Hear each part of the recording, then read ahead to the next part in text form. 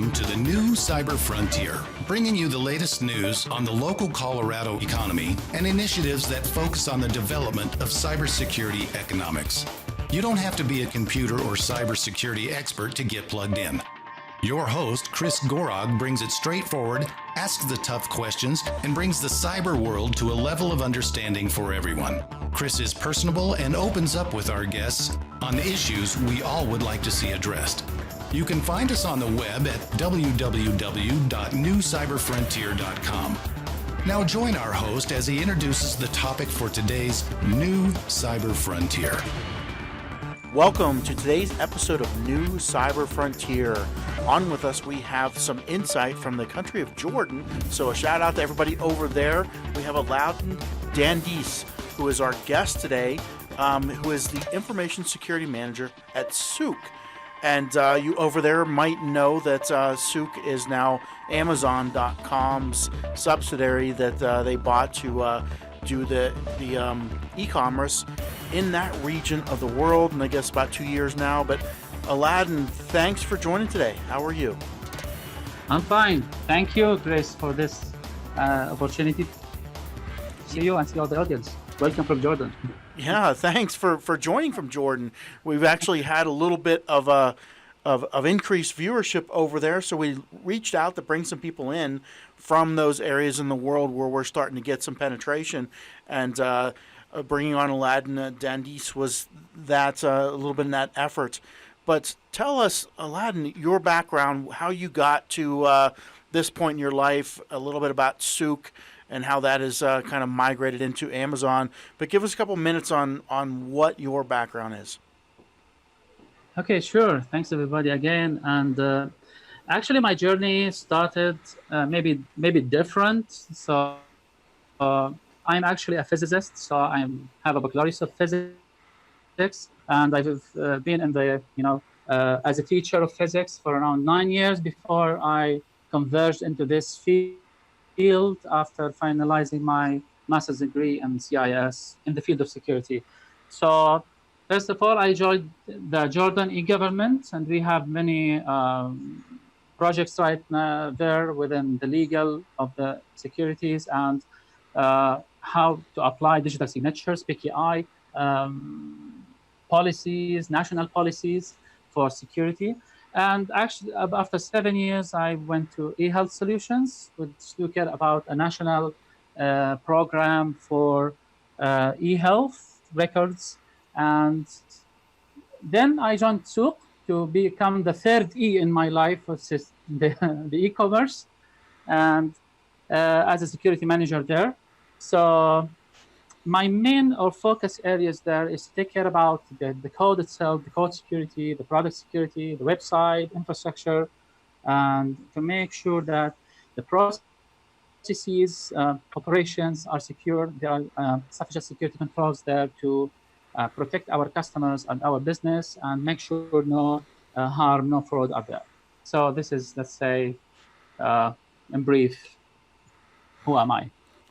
Yeah, interesting. And the last, about 2 years ago now, Amazon bought Souk, and the integration, you said, has been your biggest effort here over the last couple of years. Can you tell us a little bit about that? Yeah, so we were acquired by Amazon 2 years ago, and the plan was to initiate or create marketplaces for Amazon to replace Souk marketplaces in Emirates, Saudi Arabia, and Egypt. So we launched UAE marketplace for the Amazon marketplace in UAE last May, and upcoming marketplaces are coming in the future, the near future, hopefully. And the challenging thing here is how to align first our current operations that our users, our customers used to have, and the customer or the user experience with Amazon, how to make sure that we are protecting our customer information and all customer processes, customer orders, the shipments, other logistics, to make sure that they are not harmed or there is no, let's say, misuse, no abuse of them, no negligence of any of them. no weaknesses in our systems to keep it up and running till we finalize the whole migration safely to Amazon. So the second thing to care about, what was really challenging, is that the security bar in Amazon is definitely higher than there used to be security bar in most of the companies in the region. So we have to comply with their standards, with their policies, their tools. And this was really tricky because, you need to enforce something we didn't use to enforce it in the past. So, and in the same time, we don't want any downtime in our operations. It's happening smoothly without any disruptions. So that's the thing we find it so far challenging to us. All right, well, let's take a break here from our sponsors. We'll be back to talk to Aladdin Dandis some more after the break. Cyber Resilience Institute helps build strong cyber communities designed to prevent members from attack. Like building a neighborhood watch, it takes coordination and a sharing community to protect our identities and valuables in the virtual world. Typically, we hear that organizations know they need to do something to protect their cyber assets, but don't know where to begin. Let Cyber Resilience Institute help your community create an action plan. Cyber Resilience Institute will build your community or business marketplace so that it is designed to support a collective cyber defense. Contact them for more information at cyberresilienceinstitute.org. Welcome back to New Cyber Frontier. On today, our episode here, talking to Aladdin Dandis from Souk in Jordan, the country Jordan. And before the break, we were talking about the integration into Amazon Web Services. Souk was bought by Amazon a couple years ago, and to grab the customers in that region from an entity that was already kind of commanding a good customer base there. Aladdin, you were talking about the challenges in migrating to security of Amazon requirements that were a little bit more stringent. If we looked at that as what was missing in the past, we'll say, and we won't say that you're still missing things in security, but what was the biggest points lacking in security, we'll say, in the region where you're at, that weren't addressed that you might see here now with Amazon? So maybe the first thing we really did care about that is to make our code secure. So, most of the cybersecurity professionals in the region, usually they came from backgrounds such as GRC, governance, risk and compliance, or coming from networking background. They are not that familiar with the concept of code security. Yes, we have many white hat hackers. We have bug hunters and security testers, penetration testers. But when it comes how to secure my code, this is a different story. So applying, let's say, code security or what's called secure coding methodologies, utilizing the best practice, the secure patterns in our code, to utilize secure libraries that is built in by ourselves. The argument that happens everywhere, especially in the startups, there is some kind of tendency to innovation, which usually is much faster than how to secure my innovation. So people or developers are pushing tons of code each week, maybe each month, to the production. They are fully functional, but they may not have the appropriate level of security testing to make sure it's secure before push to production. And this lack of knowledge, this challenging issue that we need to overcome with the upcoming generation of security professionals in the region. The second thing to care about is the tools you are using for that. So usually they are not cheap, they are too expensive, and you need maybe some consultancy services to acquire. So it's not easy to utilize these kinds of things in our region. Yes, it's there, it's happening, but not to the extent that used to be, let's say, with the big companies or big enterprises such as Amazon's and other like companies. So this is the most challenging thing we found so far. Interesting. So, did they come in with like, hey, put all your code through this analysis tool, and start working on the identified vulnerabilities, things like that? Yeah, exactly. So we have, let's say, many tools that can do some black boxing or Mm-hmm. sorry, black box testing to the code and our applications, but it's not that easy to find specific tools that can run in our application, our code, because we are developing our own code. We are not getting applications ready, cut from the shelf. No, we are building our own code. So this is changing all the day, and you need capacity and bandwidth by the human people specialized in secure coding Mm-hmm. and the tool set that must be used to satisfy this. Interesting. Some other things that we had talked about before the show. You said the security governance and controlling, like DevOps. Was that something that was a little more stringent with coming in from an Amazon? So actually, we had a DevOps team already before we have been acquired by Amazon. So we had this team, we had this practice, we had the tool set and processes applied for, let's say, continuous delivery and continuous integration. The Mm-hmm. DevOps team is there. They have built everything from scratch, all the DevOps processes. Uh, but usually from your leadership, you'll find some support to let's say, to hire more professionals within these functions. But usually, when it comes to security, you will face the same thing, the same problem that you don't find the qualified people to fulfill this position by means of their role to secure the DevOps process or the secure SDLC. Mm-hmm. Okay. So any other? I mean, we talked to you have a lot of unique problems or unique things to there. We hear it from everybody: customer accounts and account security. Um, Yeah. on in your platforms, you said that was an issue. Can you elaborate on where that is? Do you have multi-factor authentication? Is that something you're looking at?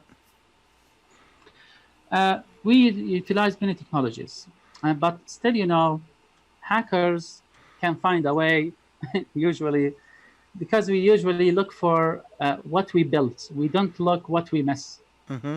So this is that something that could be challenging to us. So when it comes, let's say, to the accounts, uh, our customer accounts are the most important assets we have so far. Mm-hmm. So these are the real trust relationship between us and our customers, and to make our customer loyal to Souq and our business later with Amazon. So to secure these accounts, we apply multiple things, and it's something, let's say, not native to Souq itself. It's usually found in most of the companies and most of frameworks, others, such as multi-level authentication. On the critical functionalities, you usually ask for another authentication before you can continue. Validations that comes to by means of OTP. Uh, Usually we have also customer service to communicate with our customers to make sure that they already have this secure experience and their accounts are really belongs to them, not to other people. And but when it comes to customers, uh, still we have many problems like other companies. That one of them that usually some customers may use the same passwords on other platforms. So once these platforms or other sites get compromised, some bad guys can abuse this and make this kind of, you know, compromise or trying to hack some accounts. It happens to most of the websites right now, but usually they are driven by some financial problems, so they need to to compromise other accounts to make use of their money and the wallets or something else like that. Interesting. And definitely we have those problems here on this side of the Atlantic pond as well. But we're going to hear from our sponsors. Be right back after a few minutes here.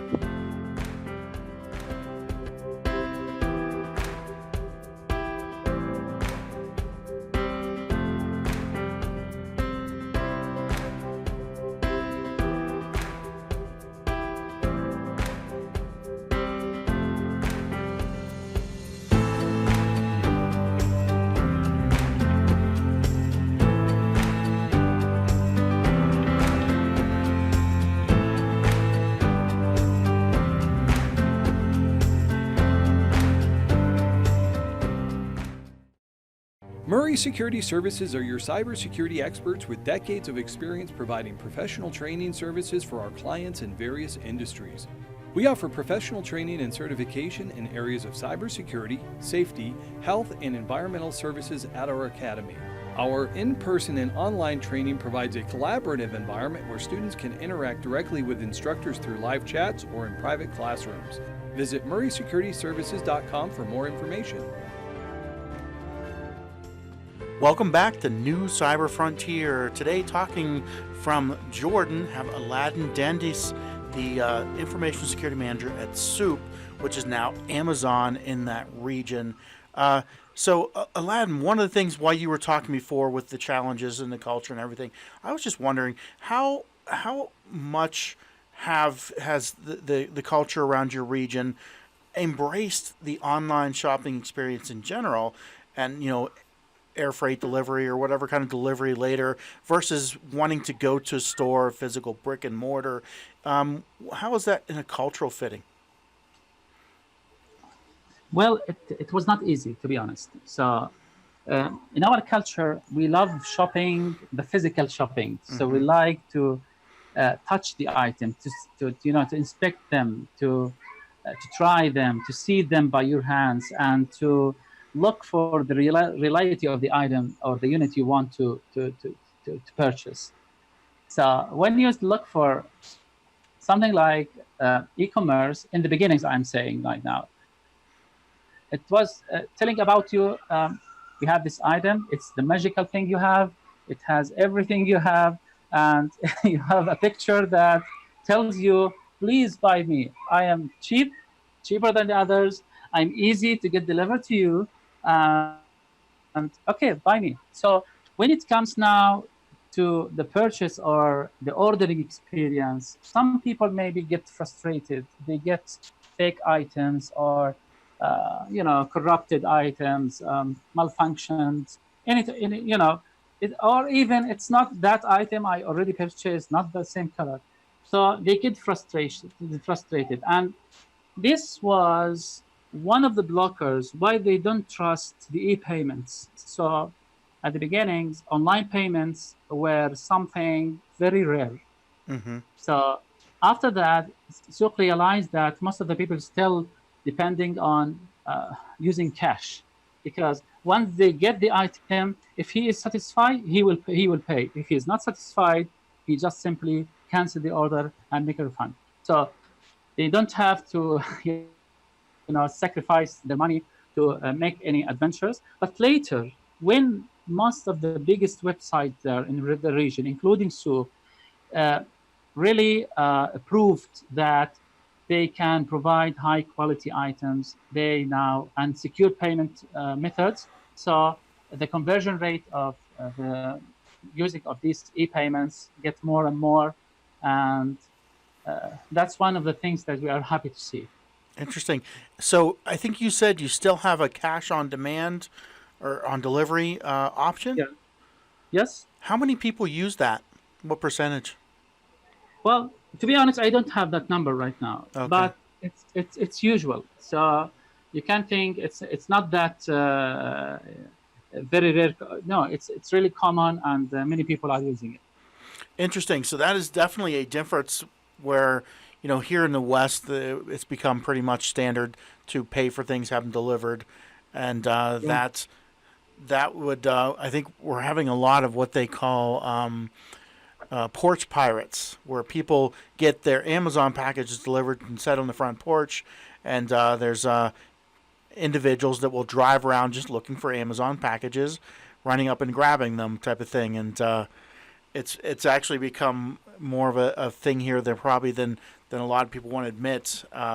The theft rate in that porch pirate type of movement, but that would kind of stop that a little bit, I think.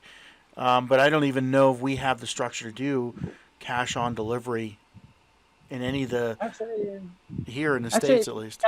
Cash on delivery is still happening in other parts of the world. I believe in India, happening there.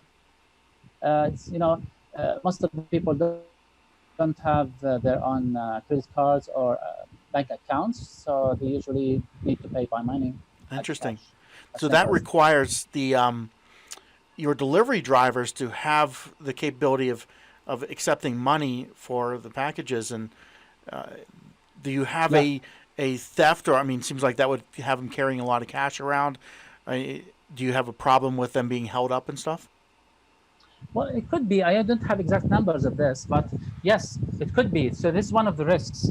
Yeah. But actually, we have sufficient controls to make sure that those delivery or drivers that collects the money are collecting the right amounts. So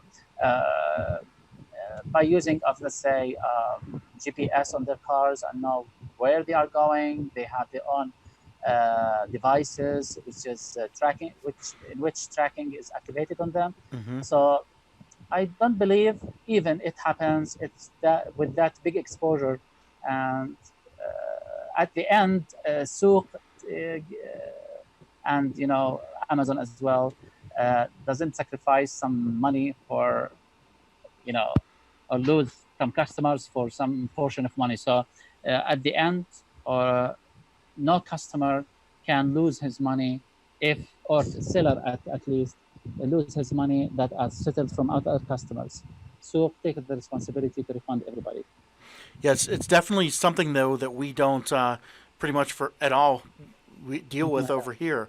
What other kind of differences, cultural differences in the commerce or whatever operations do you have that might be unique that you know of from how Amazon works in the West? Okay, I can tell about maybe the digital, the digital items. So when you get download of certain PDFs, certain music, MP3, these digital assets are not easy actually to get introduced in some portions of the world, because not say many of the people, but in many countries, they don't take the copyrights as something that is risky or something that should be respected. So maybe these digital assets could be challenging in our region and other regions as well. We didn't apply it right now, so until we really can make sure that all risks are mitigated. Interesting. Yeah, I hear that quite often in the Asian side of the world, where the intellectual property, the software downloads, the music, videos, or things are treated differently. Yeah. Exactly. The logistics and supply sounds like you have quite a few different shipping options. You not that we might not have to experience. Do you have the rapid shipping like FedEx, DHL, or is it mostly other options or other providers? How is that challenging? So I believe in our region, we have some big, let's say, shipping companies such as Aramex. So most of the people are using this with some services like the one called Shop and Ship. You don't have to put your own address or to provide your own address to Souq. You just provide the address of Aramex. It gets shipped to Aramex, and upon your service, or let's say subscription with Aramex, it will ship it directly to your address. So maybe this is something that Aramex can make like a proxy for your addresses, the customers. They not, let's say, direct to these customers.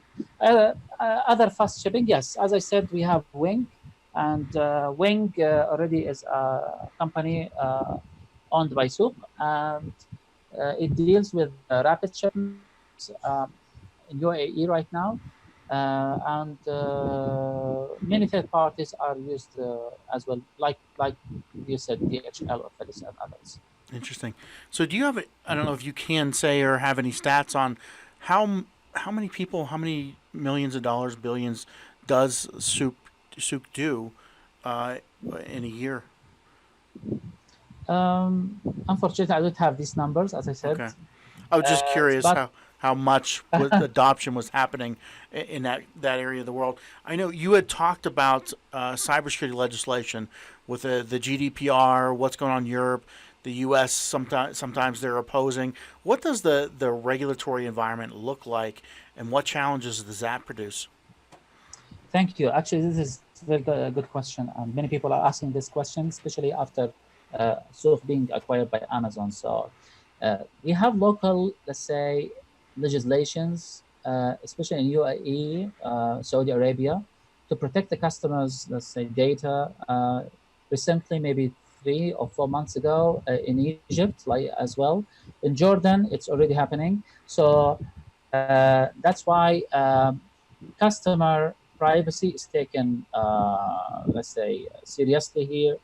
And we once we have any complaints from any of our customers that maybe he needs to delete some of his information, or he doesn't need some of portion of his information to get published, maybe in his reviews or even Google search, we Hmm. usually take this action to delete this information. Also, when it comes to the communications with customers, it's totally secure. We don't leak, or we don't provide any recordings to any third parties, just to make our customers trust so that they handle the information seriously. Yes. Hmm. But when it comes to GDPR, not necessarily we are covered by GDPR, but especially for European citizens in the Gulf, yes, we take their complaints and process them to comply with GDPR. Okay. Are you limited to only certain regions in the world? I know you gave me, like, when I try to hit soup from here, it says we're now an Amazon company and it redirects you to Amazon. But you gave me a way to hit it through Egypt.souk.com and get to the actual site and everything. Are you limited or restricted to certain regions for operation? And not by means of restriction, but at least for delivery, yes. We don't have direct deliveries to other countries other than the Gulf and Egypt Gotcha. nowadays, yes. Okay, so if somebody gets onto your site through Amazon and they buy something, can they get anything on Amazon's whole inventory or just the things that you have over there? Now, this is what's called Amazon Global Store. Hmm. Usually, the items is shipped from Amazon directly to the customer, but maybe the shipment rates get higher for some, because it's not shipped directly by Souk. Hmm. Yeah, it could be different. Definitely interesting. And we stayed more on the physical, wanting to know the cultural differences, the legal differences. And, and we kind of breezed over, I think, at the beginning of the show, you said cloud security was your biggest, and in implementing what Amazon, and we went into software. But as far as cloud, you're using Amazon's cloud service already. You had been before you were acquired. Is that? And I believe you said that. Is that correct? Yeah, yeah, we have been with Amazon Web Services for more than 8 years right now. Okay. Now, jurisdictionally, are all those services local in your region? Do you know, or is it something where you have that? Where's the data stored internationally? Kind of issue. By definition, when you use Amazon Web Services, it gives you the choice to select what kind of data center you want to store your data in and make your operations coming from. So we have, I believe now there are 15 regions. So it depends now upon your architecture, upon your customers, latency metrics, response time. So usually you get the countries or data centers that is not far away from our region, the Middle East. Okay. So that's it, yeah. So yeah, you stayed within that kind of your regions. Is there a legal or regulatory requirement for that, or I don't think so. No. don't think so? Okay. No restriction. No, Interesting. no restriction. Yeah, so kind of as we close here, anything you'd like to get out to our listener base or shout out to people in your region? Anything you need as a company? I don't know if you're looking for talent, whatever, but anything you would need from our listener base, go ahead and give a shout out. Sure. Maybe it's an advice I want to say for those people. Maybe it's a short advice, but it usually matters. So once you get registered to any website, just make sure you are using different credentials each time. That will limit actually the risk of any leak happens somewhere to one of, let's say, non-secure websites or one of the public dumps that are unfortunately shared everywhere. So just make sure you take care about this, your keys, your things, your data, not to leave your account shared between many people. It's a generic advice, but actually it happens to most of the customers, and it can provide many problems to them. So that's your biggest problem with theft is actually the human aspect. Yeah. So it's a shout out to don't use the same password for different websites. Use different credentials, change your passwords, things like that. Don't share them with lots of people. All right. Thank you, yes. Well, Laden, thank you for joining today, and thanks so much to our listener base from Jordan. And we look forward to more people. And Laden, if you have more people that you recommend me talking to, please send them over to me, and we'll get them on New Cyber Frontier, kind of to represent your region. Thank you.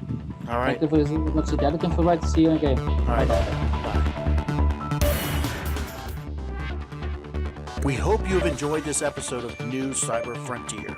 Remember, please follow and participate as New Cyber Frontier is supporting a grassroots community effort to empower the individual in the digital age. Check it out at privacyforthepeople.org. Also, make sure to join our mailing list so we can keep you informed. If you have an idea, if you have a question you would like to hear answered, or if you just want to get involved in what we're doing, reach out to us at newcyberfrontier.com.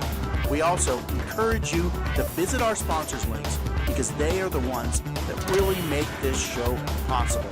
We look forward to seeing you on the next episode of New Cyber Frontier.